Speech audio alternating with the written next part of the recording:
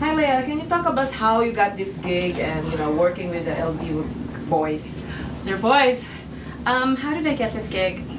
Well, the short story is that they asked and I said yes, but I think it was more of, they knew that they were going to go on tour with a musical affair, and I think that they were looking for somebody who could sing the duets that were on the album. And this is an album that has people like Heather Headley, Kristen Chenoweth, Barbra Streisand, Nicole Scherzinger, all of whom have very different vocal styles and all of whom sing very different songs. I think they needed to find somebody who could conceivably do all of these duets.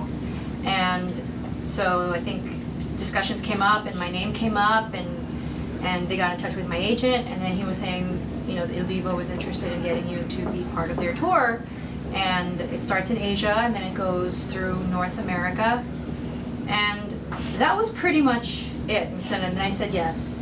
So I got to meet them, we got to work together doing duets one after the other, and it was just one afternoon, and we just banged it out one after another. I made sure that I studied my material before showing up, and yeah, so it's been so much fun, but it has been work, because the four of them have their harmonies set. They know how they sing together, they know what to do when they're together, and so I'm coming in as like a fifth voice, and so I have to figure out where to fit in with the harmonies that were written on paper, like how loud to sing, when to pull back, when not to pull back, how tightly to blend in, and so that's kind of my responsibility, knowing when to stand out, knowing when to stick out, and knowing when not to, because I'm already the girl, I'm already different, I'm gonna look different already on stage. So it's kind of the knowing when to push and when to pull. And it's been a really educational experience. It's been a lot of fun. Were you familiar with their work before? And tell us about each of these guys. Okay. What you found out about them. I was familiar, I guess. Not the most familiar. I didn't go out and buy every single album of Il Divo, even when I knew that I was going to be a part of the show. I bought the very latest one because I needed to study the music. I needed to listen to these women's voices and what I could do with those harmonies and then bring them into the show. So I wasn't the hugest Il Divo fan, and I think I have said this to them. But it's been incredibly fun. Discovering their music and discovering them, each of them as individuals, with this tour, and they're all very different. They're all very different. As different as the countries that they're each from. Carlos is Spain, and he's incredibly outgoing.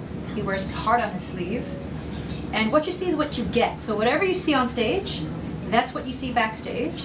That's what you see on a plane, on a tour bus, in an airport, at a hotel. It doesn't change.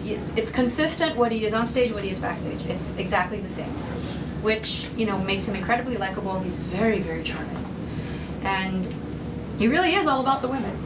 And whatever he says on stage, he's serious. that isn't pretense. Yeah. He's really funny, with a huge, huge heart, and it shows when he sings on stage. He sings with passion. He sings with commitment, and I have a good time watching it because of just how much he puts in to his performance.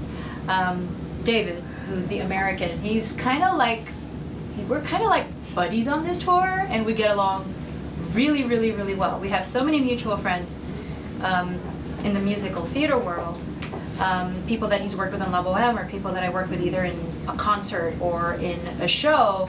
The funny thing is, his wife Sarah Joy worked with Gerard, my brother, in a show in Hong Kong quite a few years ago. He was the conductor and she was one of the singers, which just goes to show how small this entertainment world actually is, because you end up running into so many of the same people.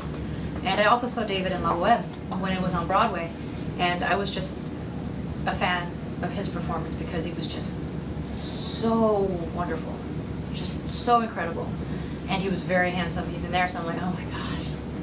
So I told him that I loved him in Boheme and everything. He's kengkoy, and to coin a Filipino word, he's kalog, he's very funny. He has a great sense of humor, keeps me laughing, and we give funny looks on stage. to one another. If you watch the show often enough and you catch, if you stop listening to the music and you focus only on interactions between people, you'll see funny looks, you'll see knowing looks, and that makes it fun for me to do the show. So he's probably one of the most funny members of Il Divo. Sebastian is very emotional. It's emotion, and it's like trying to read him is a little difficult. Trying to figure him out, it's probably one of the tougher ones to read. But he's been very sweet, very lovely, is committed to his family, talks about his children a lot, talks about his wife and what she does, and about he's very proud of their home here in California, that kind of thing. And so those are conversations that we have. We talk about our kids. And Urs, there was one day when he walked in fully decked in Harley Davidson and everything. Jacket, t-shirt, belt, and the boots. He's incredibly handsome as well as incredibly intelligent. If I challenged him to Scrabble, he'd probably win. Because he has a very wide vocabulary, and not just with the English language, but he speaks 6 languages, I think, fluently. You give him a week in any place, he'll probably be able to figure out the language and get around and pretty much become a native of that place. He loves heavy metal and he loves motorcycles, and it's such a far cry from what he does with Il Divo, which makes him a really interesting personality. Yeah, very serious. He seems to come across as aloof to people, but with me he's just been very lovely. So I've really nothing bad to say about him.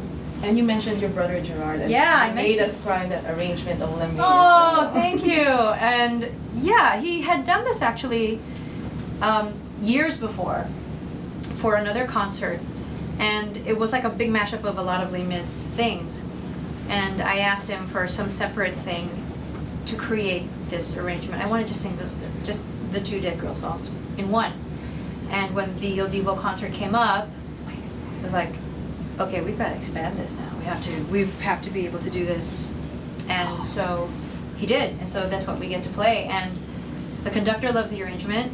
The musical director, who's the drummer, Andrew Small, really loves the arrangement that he did. And yeah, and so a lot of the work that Gerard was able to do, along with the other arrangers who have created my solos for the show, J.D. Villanueva did Defying Gravity, Rio Osorio did Back to Before for me, Gerard also did A Whole New World. So it makes me proud that I get to perform these arrangements created by Filipino orchestrators and arrangers. Makes me proud as a Filipino to stand up there and to be backed up by excellent and incredible work by people at home. So not everybody knows that there are Pinoys behind the performances that I give. Like with every single one, Filipinos are there. So how do you juggle motherhood and your career? It's not the easiest thing, but I mean, we live in the Philippines, so we have a lot of help. And my mom is in Manila. Daddy is a morning person, thank goodness, and I'm the night person. So when he's like starting to fade, that's when kind of I'm the one who's awake, and we have excellent help at home.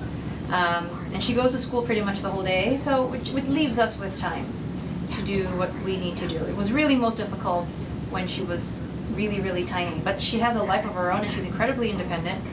And she's here on tour with me. Your personal assistant. She's kind of like my personal assistant. She enjoys wearing makeup. By Maxie? Yes, by Maxie, who's my makeup artist here in LA. She is enjoying herself, and she's enjoying the company of the boys. And I mean, she's not necessarily a fan of them as a group, but she knows who Il Divo is. And she has her own very different interactions with the four. But I think, who's your favorite member of Il Divo? No telly. No, I'm not saying. I can't answer for you. Yeah. Okay, I will not say. I'll just say all of them are your favorite. How about that? Okay, I'll just say it. Okay, so who is it? David. David's your favorite. Yeah, he's the favorite of a lot of people. because he's really friendly. She made him a friendship bracelet with a rainbow Oh, loom, cute. and he still wears it. Glows in the dark and it's blue. So are you going on a tour with them to London and other places? I'm joining them in London for sure, and I think we are. There is a possibility of joining them elsewhere as well, but right now that it's just in the negotiation process. It's all talking and hoping that it actually does happen. But the UK is for sure. So I get to see Birmingham. I get to go see Ireland for the first time. I get to go to Dublin, and we finish up the UK at the O2 Arena. Oh my God. So that's the cool thing is it's not my first time at the O2 Yeah. because of the 25th anniversary of Les Mis, and I've gotten to sing in that venue. Yeah. So it's gonna be a good time. I really can't wait to go. And what are your wishes for the new cast of Miss Saigon? Oh my gosh, I'm so excited for all of them. I'm so excited for each and every one. For John, I'm excited because he was in the original company 25 years ago, and now he gets to lead this brand new company. I'm excited for Eva Noblezada because number one, her aunt Annette was in the original Broadway company with me, and two, here's another 17-year-old. I think she's turning 18. I think she just turned 18. Who is going to make her dreams come true. And I wish her nothing but the best of luck and just the most wonderful experience. And to everybody who was in that company, it's the only way to perform this show well is to commit emotionally to it 100%, because or else it just doesn't carry to the audience. And I want to cry when I see it. I want to weep so hard for this, and if I don't, then I will be very disappointed. So it's such a beautiful story, and it was such an honor and a privilege to have been part of creating it. And I am so excited for this cast that they get to experience that. It's going to be such a wonderful, wonderful, wonderful year for everybody. And for Rachel Lango, oh my gosh. And I'm so glad that I tweeted her to say, you have to audition for this. I will take credit. Yeah. I will absolutely take credit for that, and I'm just so happy for her. I mean, this is the perfect medium for her. She glows when she performs in a role in a musical. She really is incandescent, and so I'm glad that she gets to experience this for a whole year in one of the world's theater capitals, and it's London. It's so exciting.